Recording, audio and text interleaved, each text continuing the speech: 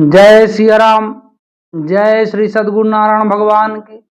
अपने अपने माता पिता की जय।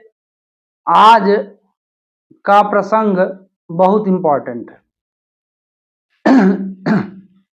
इम्पोर्टेंट इसलिए है कि दुनिया जिस चीज के लिए परेशान है पर रास्ता गलत चलती है, गलत रास्ते में उसको खोज करता है आदमी, इसलिए वो नहीं मिलता। आदमी हर कदम में सफलता चाहता है, हर कदम ये चाहता है कि भाई हम हर पल बढ़िया सुखी रहें। ये चाहता है कि हमको कोई कष्ट ना हो, हमारे जीवन में धन संपत्ति रहे, हम सफलवान व्यक्ति में आए। लेकिन खोज कहाँ करता है? जैसे मान लो हीरे की, हमको लेना हीरा है और हम जाते मांस की दुकान में, कसाई के पास, तो वहाँ हीरा थोड़ी मिलेगा, वहाँ जो मिलना चाहिए वही मिलेगा। वही स्थिति पानी है कि हमारी चाह तो बहुत है ना, लेकिन रास्ता गलत है। और ये भी बात सत्य है कि इस दुनिया में 3 चीज के अलावा चौथी चीज कोई फिक्स नहीं। आप जो चाहो वो हो सकता है, लेकिन सबकी एक कीमत होती है ना।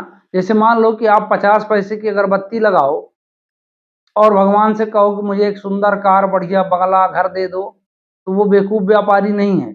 आप मानते हो कि बेवकूफ है वो, कि 50 पैसे की अगरबत्ती में आपको 5 करोड़ का सामान दे देगा।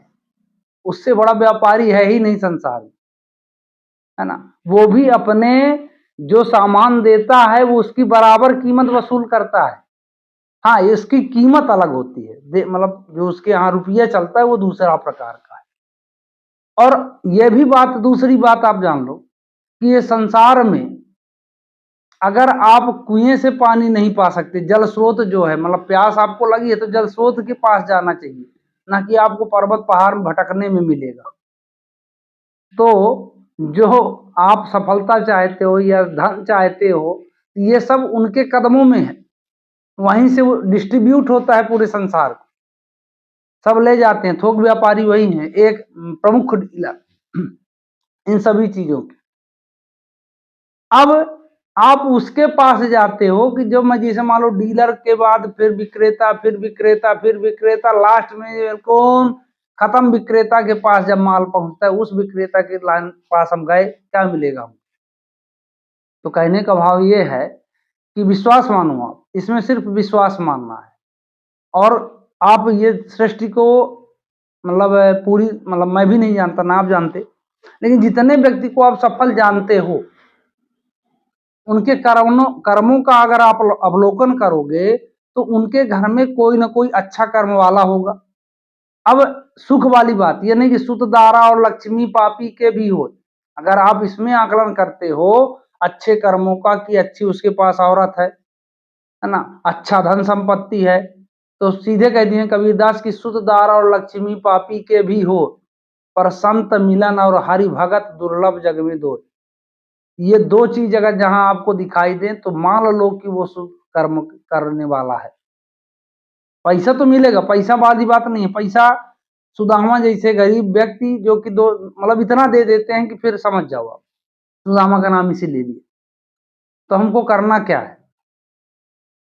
तो मैं आपको रामायण, जो कि रामायण में आप चले जाओ तो अर्थ, धर्म, काम, मोक्ष, चारों पदार्थ आपको रामायण में मिलेंगे, गीता में मिलेंगे, 100% बिल्कुल ध्रुवांग सत्य है। बस आप उसकी खोज करो, आपको मिलने लगेगा। हाँ, अब ये नहीं कि अब आज खोज कर लिए ये आज पूरी हो गई, नहीं, ऐसा नहीं। तो रामायण में पहला चीज है, देखिए मैं हर आपको इसमें पक्का 100% आप इस नियम से चलना शुरू करो तो आपके जीवन में ना धन की कमी रहेगी, ना आप सफलता के लिए तरसोगे, ना आपको सुख, सब कुछ है आपके पास। तो पहला, रामायण में पहला प्राप्त करने का, बंदहु प्रथम महीसुर चरना, मोह जनित संशय सब हरना। बंदहु प्रथम महीसुर चरना, इस धरती के जो देवता हैं ब्राह्मण, ब्राह्मण मैं ये नहीं कहता कि बस जो ब्राह्मण शुक्ला पंडित ये सब लिखे, पांडे तिवारी, ये ब्राह्मण की बात नहीं कर रहा हूँ। अपने कुल खानदान में जिसको हम अपना पूज्य मान लेते हैं उसको मान लो सीधे सीधे आप। अगर दूसरे की इज्जत कर सकते हो तो अच्छी बात है, नहीं कर सकते तो अपने समाज में जिसको आप पूज्य मानते हो उसकी इज्जत करो आप। बंदा हूं, है ना, प्रथम मही सूर्य चरना, उसके चरणों में आप पहले की प्रणाम जो भी आपके शिष्टाचार में, है ना। और फिर गुरु जी का उन्होंने वंदना किया कि बंदो गुरुपद पदुम परागा सुरुचि सुवास सरिस अनुरागा। तो गुरु चरणों की वंदना सर्वप्रथम, फिर बंदो प्रथम मही सूर्य चरना, मात पिता प्रात काल उठ के रघुनाथा, ना वही मात पिता गुरु माथा। तो मैं आपको चौपाई इसलिए बताते जाता हूं कि समझिए इस बात को कि क्रम क्या है सफलता धन सुख पाने का। जो जिसके अंडर में दुनिया का सब सुख है वो हमको क्रम बताने के लिए अवतार लिया था यहाँ कि प्रातः काल उठ के रघुनाथा। पहला उन्होंने लिख दिया प्रातः काल उठ के, मतलब प्रातः काल में उठ जाना चाहिए। जो ये चीज चाहता हो, धन चाहता हो, सफल चाहता हो और सुख चाहता हो, तो पहला काम परमात्मा ने बताया कि प्रातः काल उठ जाओ। फिर उठ के रघुनाथा, नावहि मात पिता गुरु माथा, उनके चरणों में सिर रख के प्रणाम, मतलब पैर पड़ो। ऐसा नहीं कि बस हवा में पैर। अगर किसी के मन में ये भी विचार आएगा कि भाई दूर है तो गुरु प्रणाम मन ही मन की ना, मतलब मन से प्रणाम करो कि मैं उनके चरणों में पड़ा हूं, पर प्रणाम करो, है ना, बैठ के। फिर अब इसके बाद क्या है, भगवान नारायण सूर्य की उपासना करते थे, सूर्य को जल देते थे। बिल्कुल बिल्कुल फिट क्रिया अब आपको बता रहा हूं।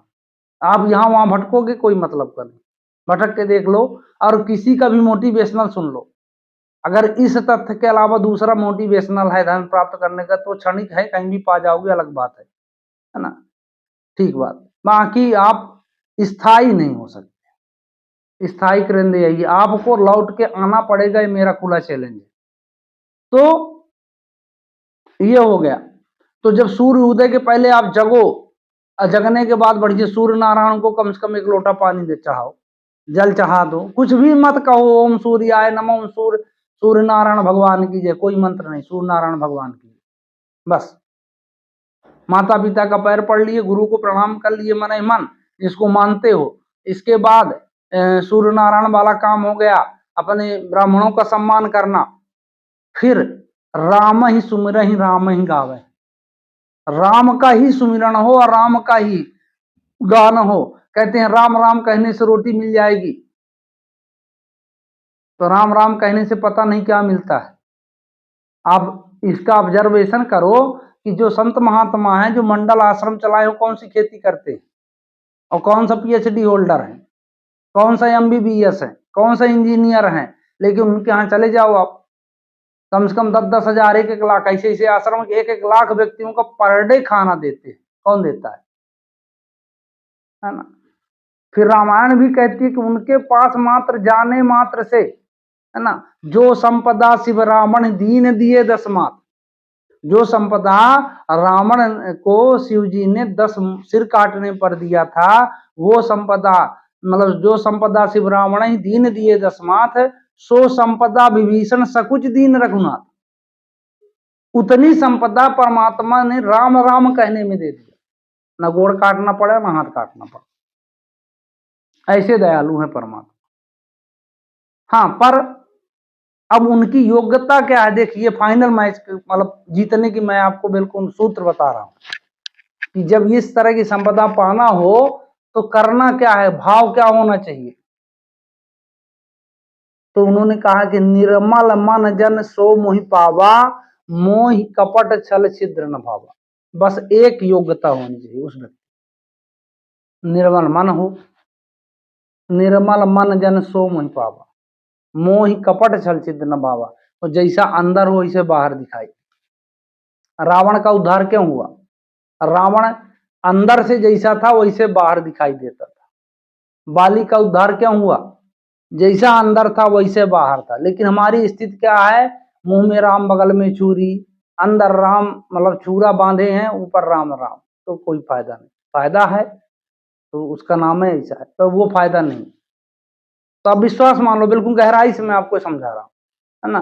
तो कुल मिला के ये बात है कि आप बस मैं जो जो योग्यता बताया इन चीजों को पाने की, जो राम जी की इनकी ये कीमत है, इनको आप दे दो राम जी को, फिर इनसे जो भी ले लो।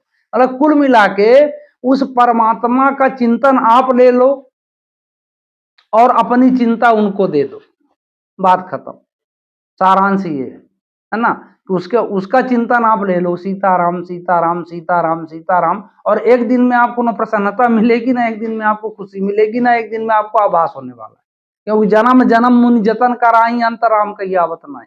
जन्म जन्म रटते रटते, लेकिन यह भी बात सत्य है कि जो इस रास्ते में चल दिया वो योग्यता वहां की है। ये तो क्षणिक सुख है, राम जी के लिए सब क्षणिक है।